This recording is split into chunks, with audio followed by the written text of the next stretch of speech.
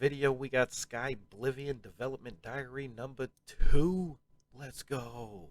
These guys are doing an amazing job. This game is looking great. And this one, towards the end of the video, they actually have a quest they show off that's actually working in the game. They're getting real close. They can see the end of the tunnel, and I can't wait.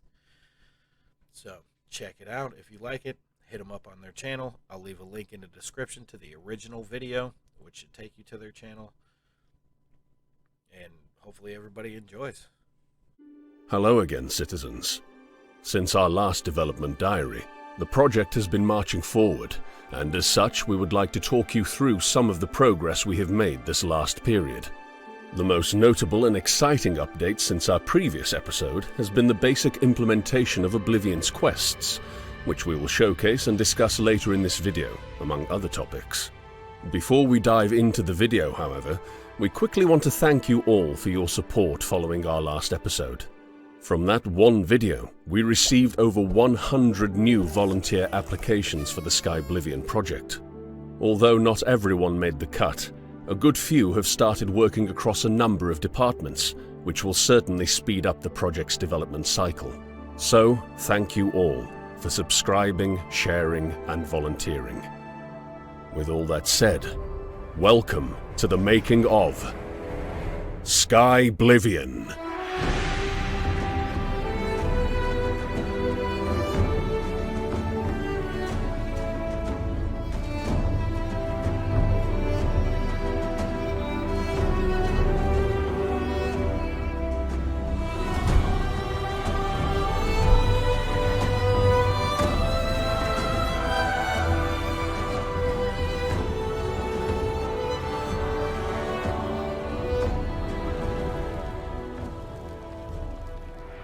In the previous developer diary, we highlighted that Oblivion's map of roughly 57 square kilometers, or 22 square miles, compared with Skyrim's world map of about 36.7 kilometers, or 14.5 square miles, creates a challenge for the project to say the least.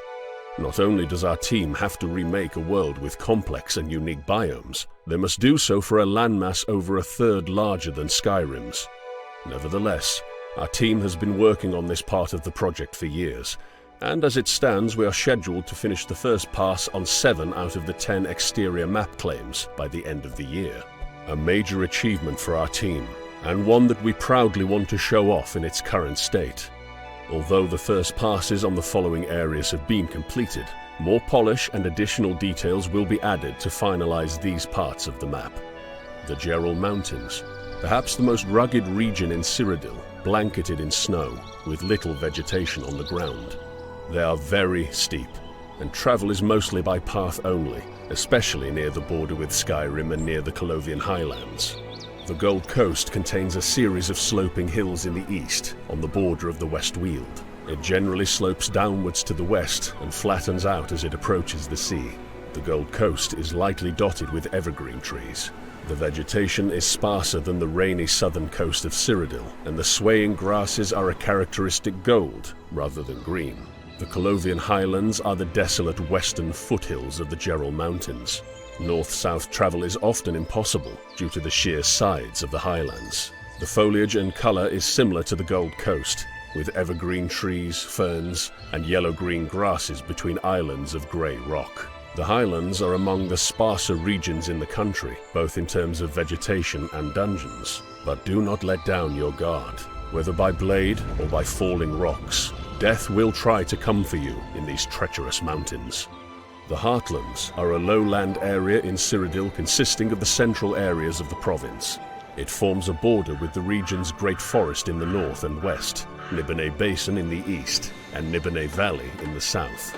The Red Ring Road forms the border on most sides, but its eastern border stretches roughly halfway to Cheydinhal, and its southern border extends down the Nibben River to the end of Nibben Bay. The Blue Road enters the region from the east, and the Yellow Road from the southeast. The Nibene region is split up into the Nibben Basin and Nibben Valley. The Nibene Basin is largely wilderness, with dense forests of a mix of coniferous and deciduous trees, jutting moss-covered rocks, and numerous lakes and rivers. It is also marked by steep, but not impossible, hills. In terms of flora and topography, the basin is nearly indistinguishable from the Nibene Valley. The Nibene Valley is a region in eastern Cyrodiil, centered around the river Niben. Bergamot grows particularly dense around Bravil, as does mandrake and nightshade. The eastern bank of the Niben River is thick with foxglove, monkshood, and summer bolete. Many other plants thrive in the region, including nernroot. The trees and shrubs of the valley, as well as the hills and stones, are virtually indistinguishable from the Nibene Basin. Lastly, we have Blackwood, the great southern swamp that drains the lower Niben River out to Topal Bay. The swamp borders Khajiit elsewhere to the west and Argonian Black Marsh to the east. Though hilly in the west and southeast, Blackwood is primarily a flat swamp. The region is particularly lush with violet-flowered bushes, white oak, and bald cypress trees. Visibility is often poor, owing to fog, mist, and heavy rains. As you can see, a lot of work has gone into reimagining the fantastical world of Cyrodiil. While it's not quite done yet, we are inching closer and closer to completing the exterior world space every day. If you have feedback or ideas of your own, by all means let us know in the comments, as the team digs through them regularly. With a total of 2,663 interiors, to say our team has their work cut out for them would be an understatement. Currently, the interior team is focused on reworking all caves, mines, and other dungeons from Oblivion. Originally, Oblivion's dungeons only came in a few flavors and would be repeated around the map. For Skyblivion, we remake our dungeons to fit specific location names, descriptions by NPCs, or quests that take place there. A good example is the exhausted mine from our quest preview, which is described by an NPC as an old-fashioned mine with lots of twists and turns that has been infested by a goblin tribe. Here is a look at the mine in question.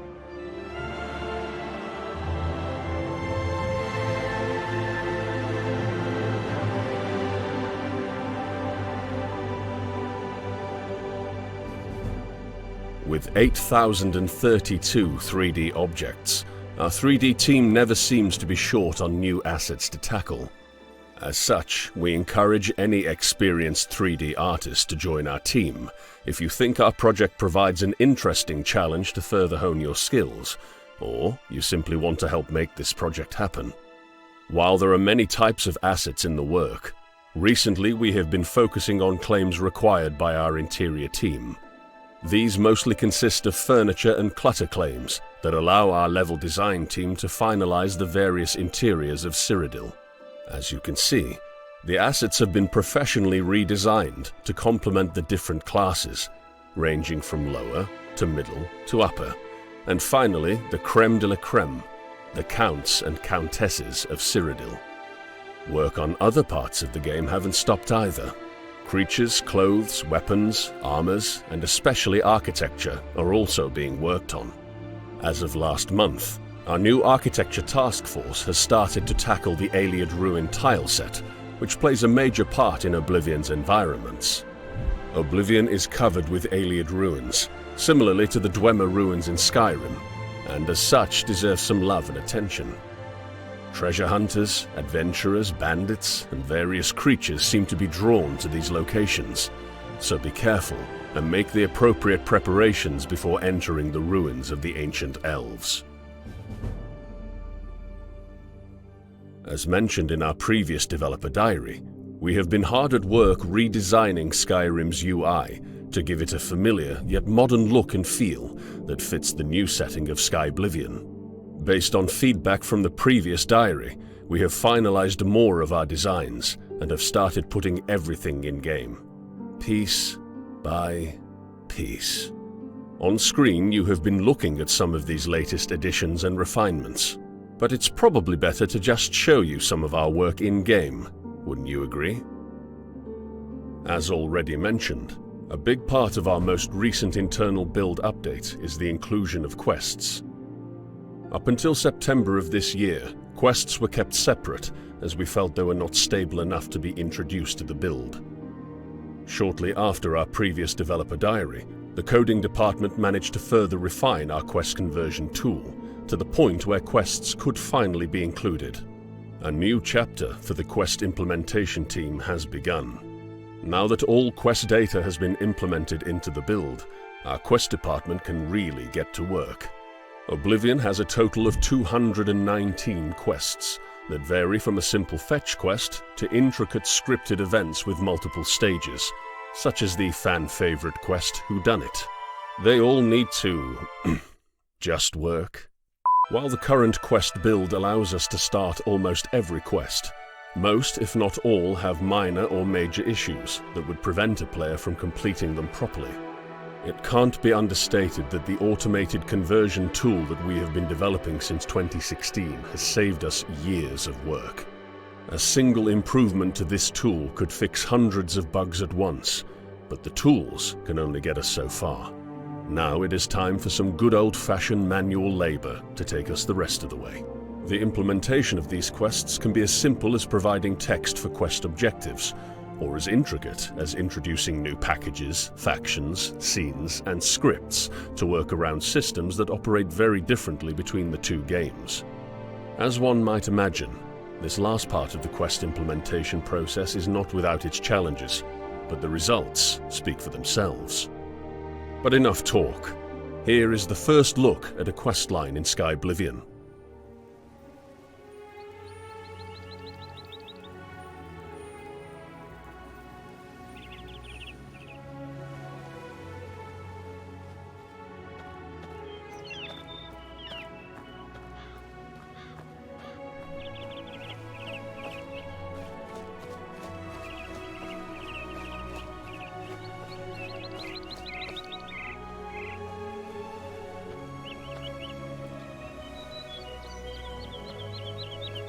Please, I implore you, help me avenge my wife's death. Barely a week ago, I left Harm's Folly to go buy supplies as I usually do once a month. What a fool I was to leave my wife alone. The goblins must have been watching me, as they knew right when to strike. I could hear Kayleen's screams from far away. Those wretched beasts killed her. Filthy animals. Had I only been there to stop them. I'll tell you how you can help. Kill those things, every last one of them. They destroyed everything I hold dear. In their greed, the creatures grabbed a jade amulet off of Kayleen's body. Bring me back that amulet so I may use it to remember her by. Exhausted Mine is not far to the southeast. Be careful. Its many twists and turns hide the goblin hordes.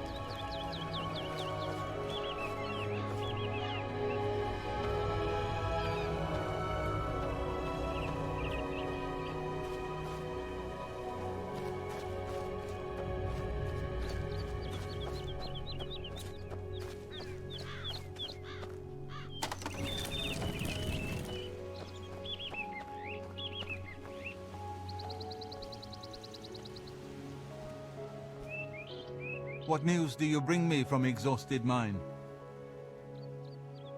Then it's finally done. The goblins have paid with their blood, and my wife's brutal slaying is avenged. You risked life and limb for a cause that wasn't your own. For that I'm grateful. Please, accept these gems as a token of my gratitude. They're all I have left of value, but you must have them. I insist. You will be included in my prayers forever. May the divines smile upon you. If you've experience in implementing quests, we encourage you to apply to join the project, as we can always use more help in this department. What started out as a simple side project has evolved into one of the biggest modding projects to date. Despite the massive scope of this project, we are finally seeing the end of the road, but there is still work to be done. We hope this video has given you a better insight into the project, and perhaps shown how some of you might be able to contribute yourselves. Only with the Elder Scrolls modding community's talents and the support of this fantastic community could we have ever gotten as far as we have. We hope you continue to support us as you have been for years, and we are excited to share much more. Happy holidays, and see you all next year.